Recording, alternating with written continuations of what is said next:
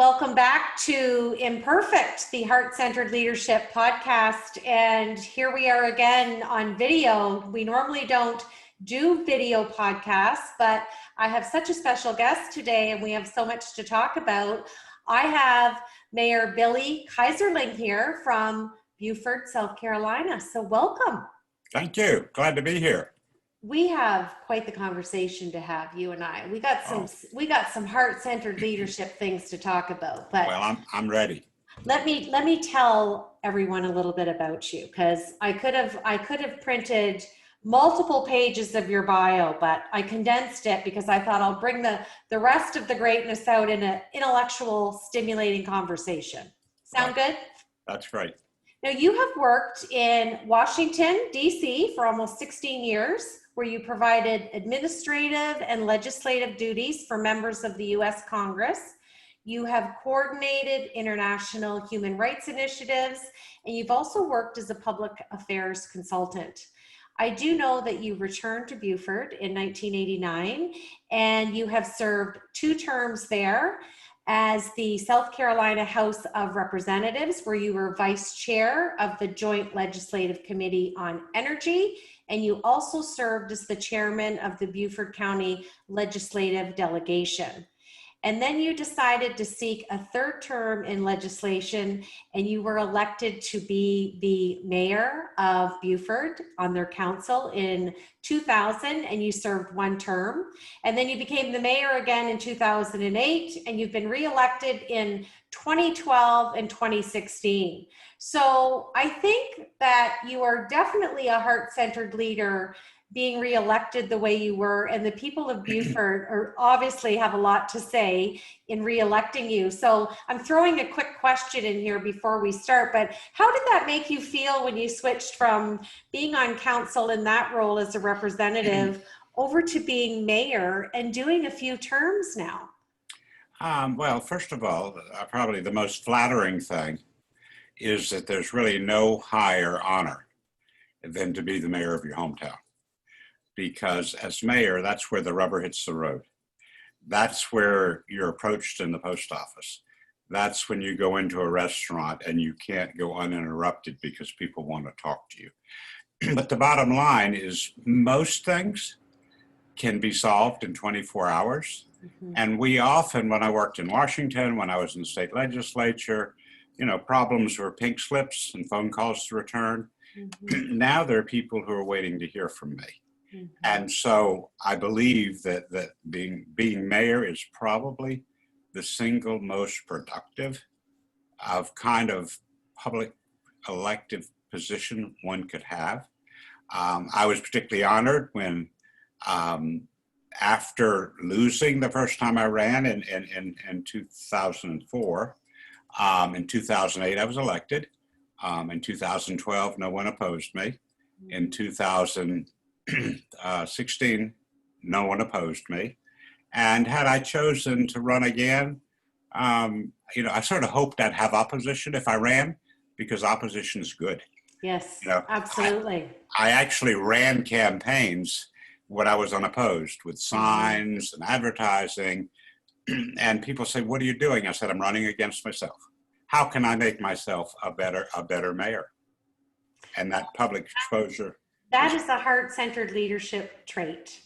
It's not just the given traits that we know of: attentive listening and compassion and empathy, and really executing and modeling the virtue of patience. But, I grew up in a small rural town before I moved to the city, and I really align with what you said. It's fun to see the mayor in the drugstore, in the grocery store, in the post office, and having that 5-minute hello and how are you going, and usually being asked a question. And like you said, you may not have the answer in that moment, but you surely will within 24 hours. And now it's just a different modality of communication, isn't it? Right. It's funny, when I was first elected mayor, people would approach me and say, "Hey, Mayor." And I said, "I'm still Billy. Call me Billy." And then I was told by a very close friend, "You're really insulting people. You're being very selfish." They want to be able to say they were with the mayor. So we compromised, and now I'm Mayor Billy, and that's sort of my nickname. They call me. Well, and it's such a warm, it's a welcoming way to say hello to someone because they're honoring your stature.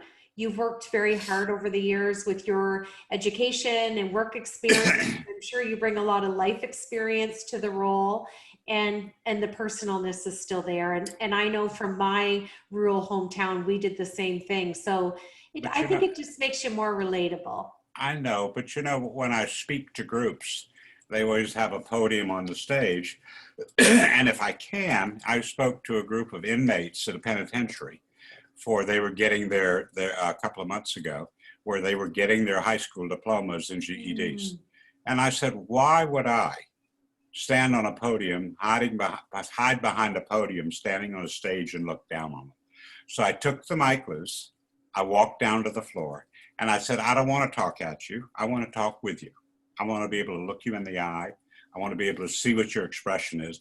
I want to have a conversation, which is why I wanted to do this on video rather than just audio, because I think that conversation is such an important ingredient in leadership, in civility, and I think this country needs desperately to be having more conversations.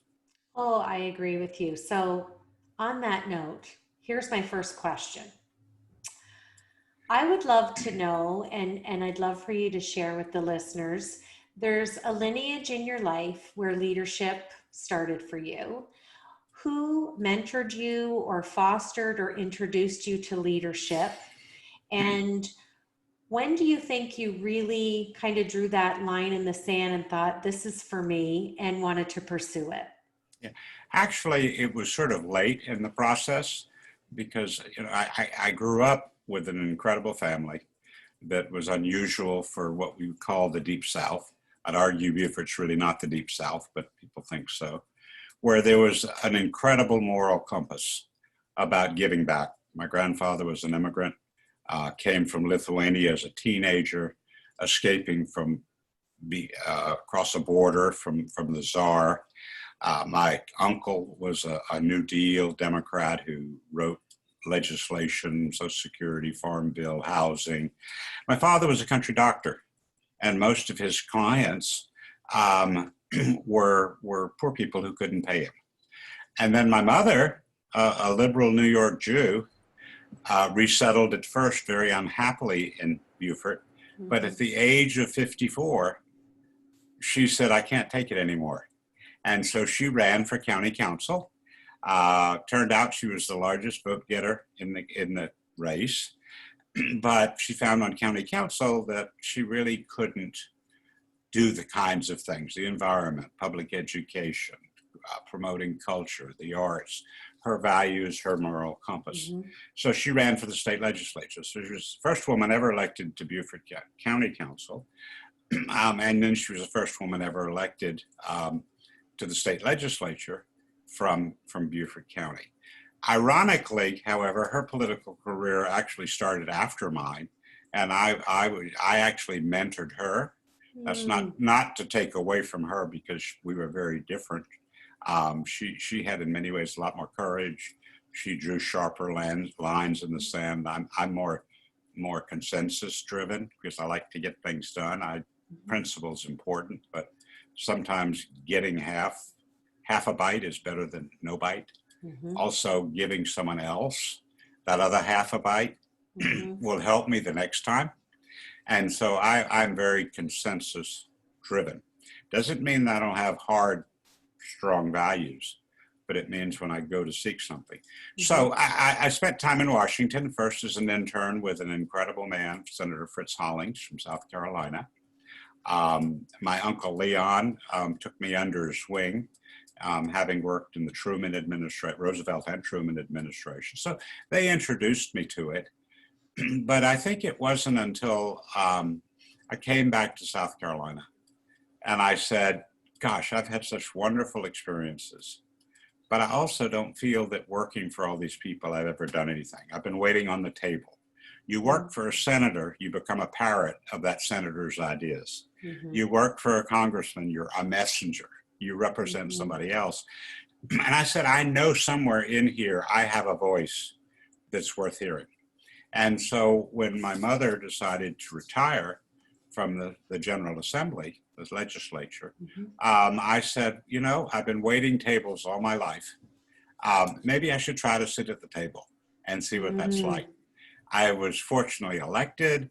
I got involved in very ugly reapportionment issues. I got redistricted out of my seat. The other party said, if you switch parties, you can be here forever. I said, who wants to be here forever? I didn't come here to be here forever. And so, but I wasn't going to let them chase me away. So we don't have independent status. You're a Democrat, you're a Republican. But if you go out into the streets and knock on doors, you get signatures.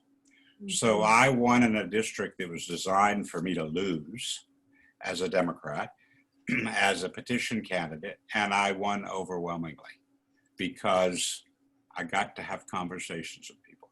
I could walk away. I don't want to take too much time, but this is a fabulous story.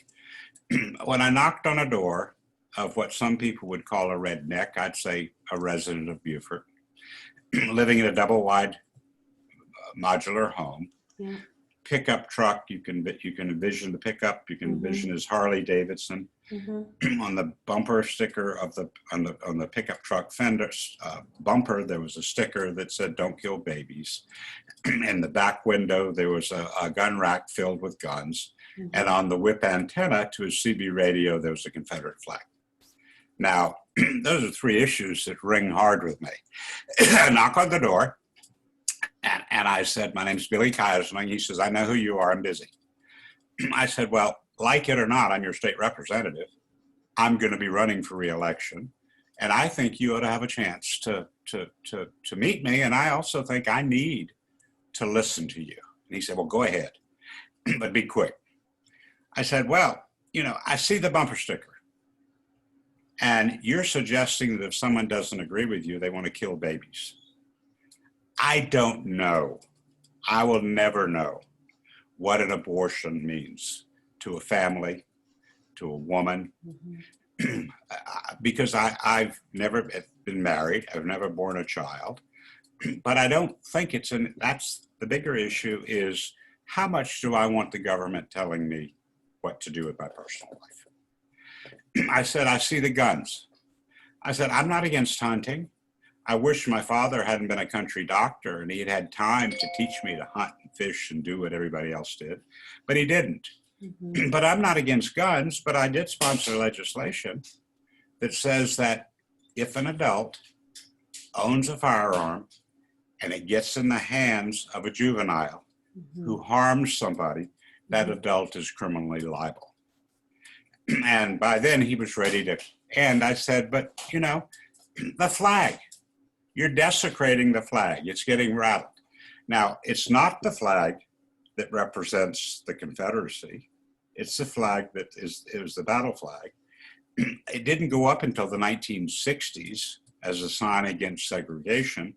It belongs in a museum. It should be there, but it doesn't belong on top of the State House, which is why I voted against it. And by then he's ready to slam the door. I said, give me one more minute. I said, "I see your Harley. I came on my Yamaha. I envy your Harley, but they have the reputation of, you know, anyone who rides a Harley can always find their way home because it vibrates so much, parts drop on the highway, so they pick up the parts they're home." And he laughed. And I said, "Before I ever vote to make you or me wear a helmet when I ride my bike, I will vote to outlaw fried chicken because more people die from heart disease than head injuries." And he looked at me and we parted. You know, I ran to a friend's house to drink a beer. I wasn't going to knock on doors anymore. About a week later, I'm walking down the street and I see him across the street. He walks across the street. He puts out his hands and he said, "This is going to surprise you." And I said, "What is that?" He says, "I'm going to vote for you." And I said, "Half of all of that," he said, "you're the only politician who has ever told me the truth." That's a big lesson. That's an important. It is a big lesson. And Thank you for sharing that story. And I'll tell you what I love about it. I used to be a disability case manager. And I remember one week I got 2 referrals. One was to a gentleman who rode a Harley and was in a biker gang. And the other one was a professor who was teaching in Canada from Asia. And he was also in a car accident. They both had severe orthopedic injuries. And it was such a lesson to myself that it didn't matter, much like you. I showed up as dead crow. That person's social, economic, or psychosocial status wasn't going to change who I was as a heart-centered leader. That's right. It didn't matter if I was sitting in the garage surrounded by a bunch of guys in leather, or I was sitting in a fancy, big mansion with someone who had a much different lifestyle. And that story and what you just did, you treated that gentleman like a person, and you wanted to break down some barriers with information. So well done. And obviously it's a testament to why you've been reelected by the residents, because I'll go into some restaurants with absolute strangers. I'm going to meet somebody, but on the way to my table, I see somebody with something on their plate that looks good. I very often, even if it's a stranger, will sit in the booth and say, "Can I have a bite?" And that some will look at me, most of them, and it's more African Americans because somehow they're less uptight. yes, Will just start laughing. They'll pick up the plate. They'll say, "Here." Yeah. Now ask a child with an ice cream cone. They're not. No way. They're not ready to get in my space. But I, quite frankly, think that this social moray of not getting in people's face, not touching each other appropriately, is wrong. Because I think we all have a shield around us, and we're dying for someone to pierce that shield so we can touch them. Absolutely. Our eyes can meet, and we can feel that we have the name of the book, Common Ground. Absolutely. So my next leadership question, all my guests get, and I named the podcast Imperfect because I do firmly believe and wholeheartedly believe that we all bring beautiful imperfections. So what imperfections do you bring to your heart-centered leadership? Well, speak from the heart, tell the truth, and own your mistakes. I don't have any imperfections. No, my principal imperfection is unleashed passion and impatience. I want to move everything faster than the world wants them to move. And I'm aware of it, and I have to so often put on the brakes. I have to slow down. I have to say, if I want to keep it going, Billy, don't talk them into the ground. Don't overtalk the issue. Don't push it too hard. And I think that's my principal imperfection, is that when I get something, I am so single-minded. I'm dyslexic. I'm attention deficit. When I see somewhere I want to go there. I don't want to run over everybody. I want them to come with me, but I have to wait for them to get ready to go with me. Well, and I love that because you identify it, but then you foster it with your leadership, and you know that you need some discipline and structure, and the passion's going to unfold just maybe in a little bit longer timeline. So that's very interesting. Well done. Now, I know that you are writing a book with a lifelong friend and a mutual colleague that we both have, Mike Greenlee. And the book is called Sharing Common Ground, Promises Unfulfilled but Not Forgotten. Can you share with the listeners where the passion came to write the book, and what's the biggest message you want to convey when people read it? Let me reverse it and tell you the message first. The message is that, and we see it in the newspaper, we watch it, we turn on the television. I hate to read the newspaper, I had to watch the television, and I'm a news junkie, particularly since I'm not a great reader.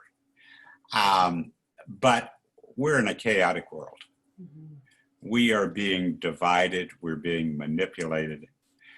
And I've realized over the past 20 years, as I've been studying and working on this, that it's intentional.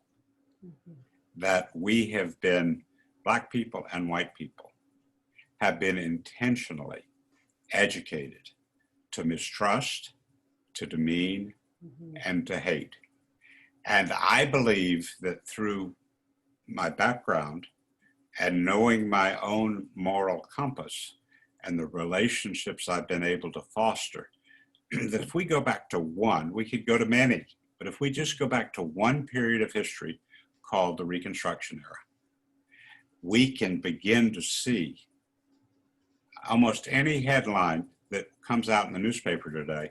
I will have a story about Reconstruction and how we got to where we are.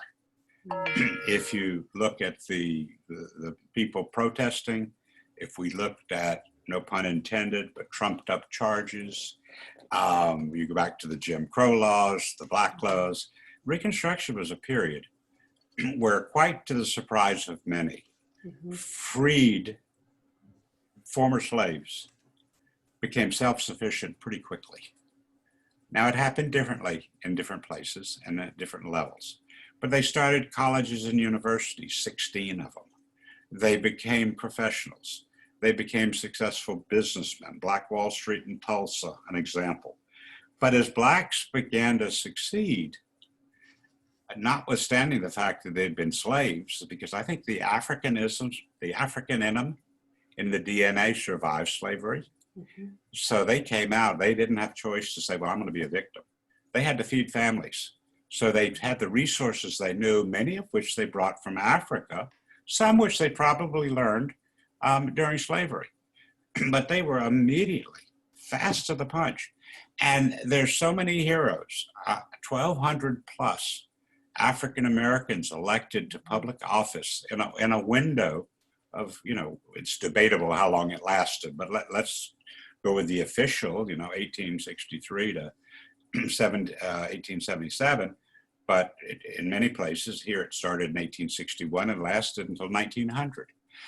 But as soon as they began to succeed, the powers above, those who wanted to divide, said, wait a minute, I got to maintain my power.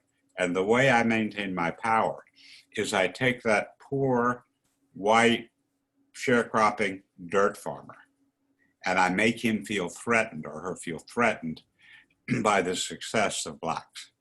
And I bump them into each other. Because if I have been eating a piece of the pie, and all of a sudden I'm told I have to share that piece of the pie, my instinct is I'm losing something. And so they use simply the pigmentation. And in my senior year of high school, I wrote a semi-thesis for a fabulous history teacher. And it's the only paper where I got an A+ for creativity and an F for history. And it was a history course.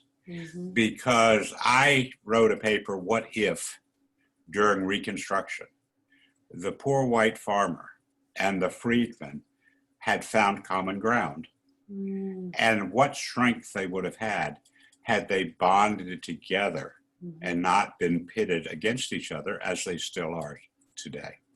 So, that's the storyline, is that let's stop, look, and listen. How did we get here? Yeah. Where are we today?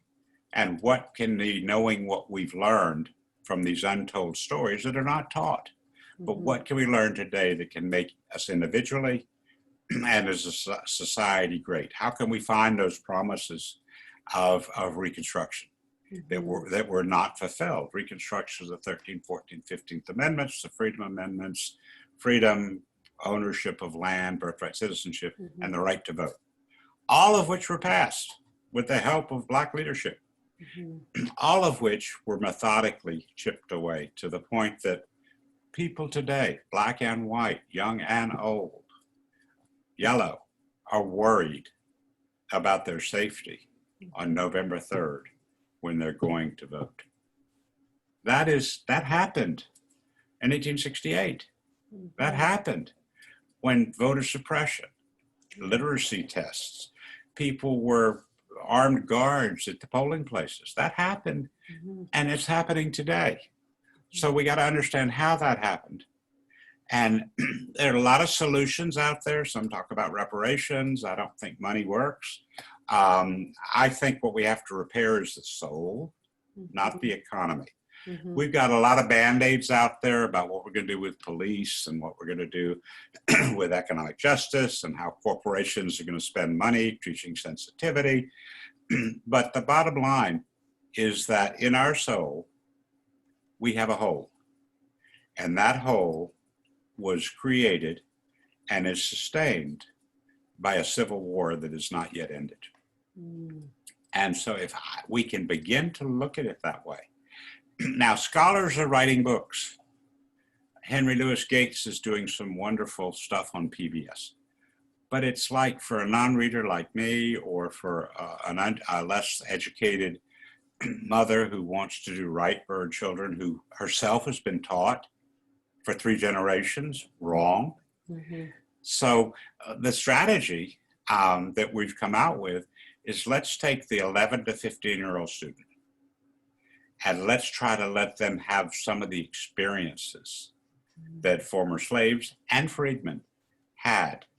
Let them become curious about where they came from. Let them wonder if maybe their great-great-great-grandfather became a college president or an elected official, a member of Congress, a senator, a mayor, a doctor, Booker T. Washington, educator, George Washington Carver, a research scientist, unparalleled in many ways by others, but they don't identify with that because we've never been taught that.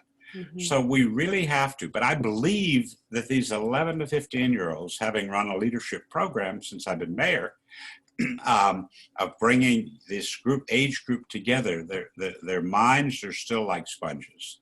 They've not yet developed the filters. They do not know the difference between black and white. And all of a sudden they get to an age where parents start pressuring them and making parental decisions based on their parents' lack of education. And the kids are smarter. They didn't choose to be born. They're not born stupid. They're not born mean. They're not born to hate. They're innocent. So if we can get them at that age, ultimately, we can get them to challenge their parents. We can get them to challenge their siblings. We can get these conversations going. And let's start at the dining room table. It ain't going to happen in Congress. We've been waiting too long. In many ways, it's not going to happen in city councils, county councils, legislators. But we can change it. If you look at the LGBT revolution, it wasn't a congressional action. It was people seeing a green flag. When President Obama and Vice President Biden, who actually did it the day before, said this is a civil rights issue. It's not a personality issue. It's right of every individual. Well, all of a sudden that was a green flag, and said you can talk about this stuff. You know, it's real. How you've been feeling and how you've been hurting for all these years is real, and you can talk about it. And if you talk about it, they didn't say this because they're not psychologists, but when you start talking about this stuff, you can begin to feel better about yourself, and you can absolutely. You can find out who you are. Well, I think that after our 16-year struggle to get a national Reconstruction era historical park, that's the same kind of a green flag. It's okay. And the scholarship is accelerating. There are more books coming out. They're historical novels, but they're not reaching the people who've been pitted against each other. They're reaching the intellectuals. They're reaching the students. They're reaching the policy analysis. We got to get to the heart and to the soul. And I believe these kids, by making short videos, by writing songs, by doing slam poetry, by writing little books, every time they do it, it uplifts them because they feel better about themselves. But B, the message they deliver is more likely to be heard than a teacher teaching it. And the teachers haven't taught it. The ultimate goal is to not need African-American history, to have a complete American history. The ideal goal is not to need a Black Lives Matter, because we've demonstrated that all lives matter. People say, Yes. well, why don't all lives matter? Well, we have a record of proving they don't. Yes. And so as a public official, I can shudder when I hear Black Lives Matter because I know it means so many different things to so many people. But you know, it's like Africans who are restoring, digging up and restoring their culture as the Gullah culture, which is unique to our area, and you should come here. And you should be a come here, as they call it, not a been here. You should be a been here, not a come here. But when I dressed up in the African clothes, I said, well, why are you doing that? You're just pointing out something. Well, they're beginning to identify and to find out who they are. And then once we accept them from who they are, and they accept us for who we are, and we understand that nobody's perfect, but that we can be civil, that we can have conversations, we'll be so surprised at how much we have in common. Absolutely. And so that's really the purpose of the book. It's not history. It's not an autobiography. I leverage stories about my own personal development, having a unique opportunity growing up the way I did, to put attention to the fact that these stories are there. Well, I'm looking forward to getting a signed copy. So, and I will get to South Carolina. It's on my list. I haven't been there yet, but I will get there. Now, I'm going to have some fun with you. I like to end the podcast with what I call the Fab Four. So I'm going to ask you 4 questions, and it's whatever's sitting on the top of your head. Are you ready? I'm ready. What word, one word, would you give to the year 2020? Chaos. What inspires you? Hope. If I gave you a time capsule for 2020 and you had to put items in it to bury it for the future generation to dig up in decades to come, what 3 things would you put inside? You got to put your book. Well, I would put my book. I would put a reawakening that, notwithstanding the chaos, the fact that people are opening their eyes. If you look at this 1619 project, if you look at some of the stuff that's being written, I mean, people are beginning to talk. Yes. As we haven't before. Yes. And that's why George Floyd didn't give his life, but that's what his life began to free people to do. Yes. So I think it would be symbols that through chaos, we can find some freedom to be who we are, to express ourselves peacefully. Yes. And that's what I put in that time capsule. Now, I know in July you had said, quote, it's time for me to step aside to something else. Right. So my last question is 2 parts. Number 1, what is next for you? And number 2, what do you want your legacy to be? I would like my legacy. Somehow I want to answer your last question. That's okay. That's okay. I want my legacy to be someone who has planted deep seeds for change, for change in social justice, for change in human relations, for more civility.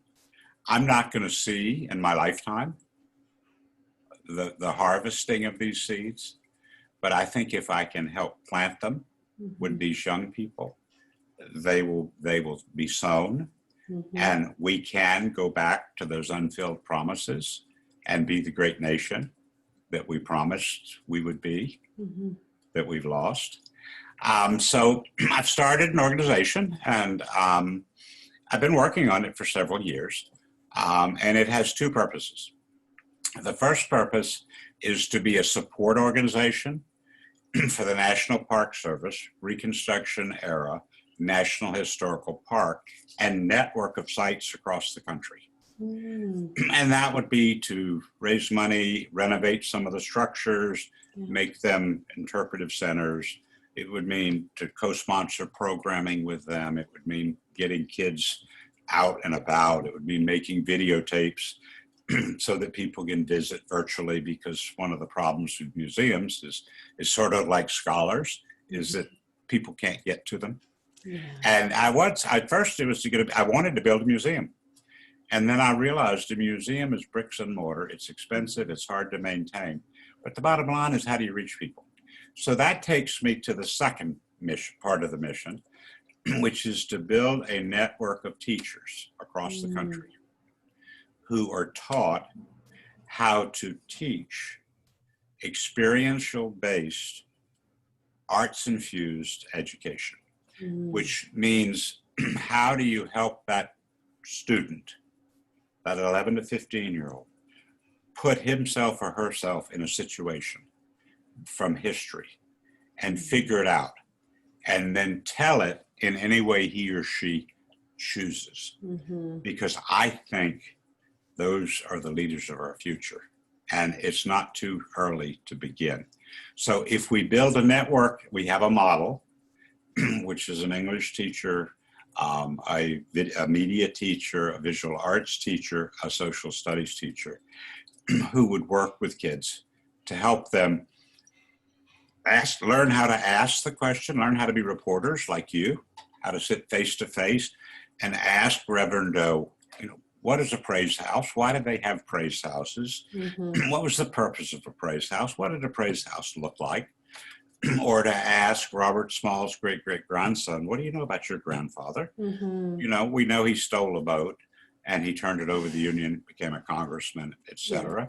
And if we can get them asking the questions, then we need those teachers to help them develop the skills and the tools to get it out of them. It's no good if they hold it in. They have to become transmitters. They have to be messengers, messengers of fact, messengers of hope, messengers of growth, messengers of compassion, of understanding.